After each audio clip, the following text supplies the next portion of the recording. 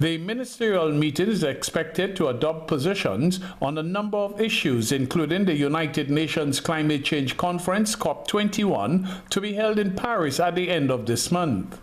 ACP Secretary General, the Guyanese-born Dr. Patrick I. Gomes, said that the conference is important, coming at a time when a number of global issues, including terrorism, confront the grouping. This session of the Council is a very important one because we will be looking not only at the budget for next year, but the entire process by which we are planning for the 8th Summit of Heads of State and Government that will take place in Papua New Guinea in the capital Port Moresby on May the 30th, a meeting of foreign ministers, followed by the 31st and the 1st of June, the full plenary of our Heads of State and Government. That summit is important because it is the turning point in which we're looking at the redirection and revitalization of what we anticipate for the ACP that will be playing a more effective global role. You can see that our countries are affected now by such issues as terrorism, migration, but also we want to ensure that the fight against poverty is seen in a holistic and comprehensive manner. That relates very much to what our Eminent Persons Group report will address, and also what we in the Committee of Ambassadors have been able to look at in a working group on future perspectives.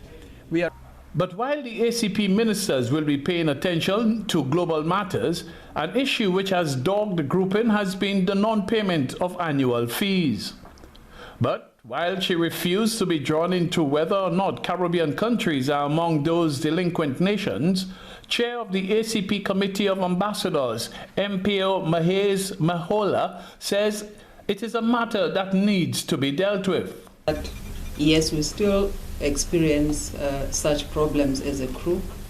Our member states are not as forthcoming in paying their contributions in time as we would like to see as a group.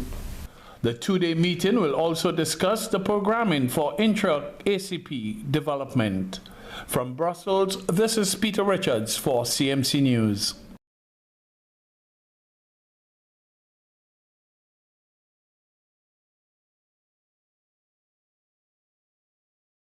Several Caribbean countries, including Barbados, Belize, St. Lucia, St. Kitts, Nevis, and Trinidad and Tobago, are attending the two-day ministerial conference here in Brussels. The ACP Secretary General, Guyanese-born Dr. Patrick Gomes, said he strongly believes that the ambition of the ACP must take into account the ever-evolving and turbulent global dynamics. This year marks the 40th anniversary of the 79-member grouping, and Gomes said while this year is significant, it will also be an enormously important one for the grouping. Because our leaders are expected to make definitive pronouncements regarding the future direction and structure of the group and its organs. Such pronouncements will follow the 7th Summit of Heads of State and Government in Malabo in 2012 that unequivocally reaffirmed the position that the ACP must remain united as a group. Both the ACP on the one hand and the European Union on the other have begun a process of consultation and reflection regarding our future relations beyond 2020. These will gather momentum in the course of 2016. Fiji Prime Minister J.V. Bainimarama told the conference that the issue of terrorism must be confronted and that the message to the Islamic State is that the countries will unite to fight them.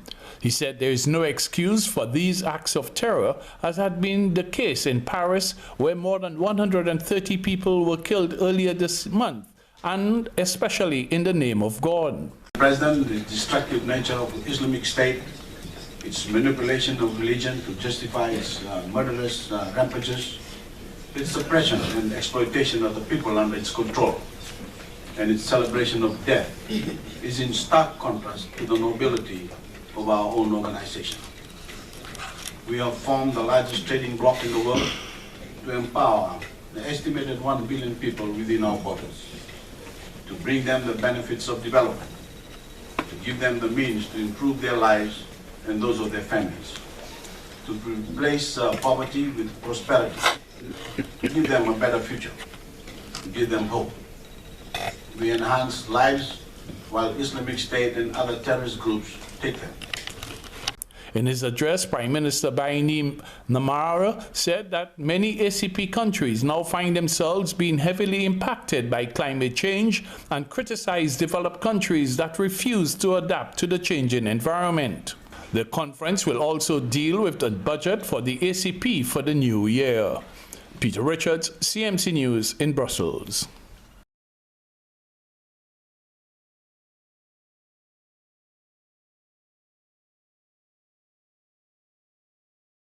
President of the ACP Council of Ministers, Dr. Mamfono Kaketler, told a news conference that the 79-member grouping is searching for avenues of financial sustainability, including the establishment of an endowment fund. But the ACP Secretary General, Dr. Patrick Gomes, emphasized that the current relationship with Europe needs to be re-examined. I think we also want to convey very clearly that if we are going to stick to what is already provided in the Cotonou Agreement, we must have prior consultations, particularly on trade matters and trade issues. The European Union is proceeding now with separate trade agreements, more recently, let us say, with Vietnam, and going into third-party agreements that will have adverse effects on what are supposed to be protected and the preferential arrangements under the Cotonou Agreement. So we're trying to emphasize that the dialogue must be not only continuous and consistent, but taking into account the fact that prior to entering into new trading agreements, we have to be consulted. The meeting here approved a budget of 15.8 million euros for the Secretariat to carry out its mandate, with Kaketler saying that Europe would contribute an increase of 0.8% over last year's figure. The two-day meeting also called for a legally binding outcome of the United Nations Climate Change Conference to be held in Paris at the end of this month. The ACP group urges the developed countries to take the lead in further reducing their greenhouse gas emissions so that our planet can be able to limit warming levels to well below 1.5 degrees above pre-industrial levels by the end of the century. The meeting also discussed trade matters and the upcoming 10th Ministerial Conference of the World Trade Organization to be held in Nairobi next month. Peter Richards, CMC News in Brussels.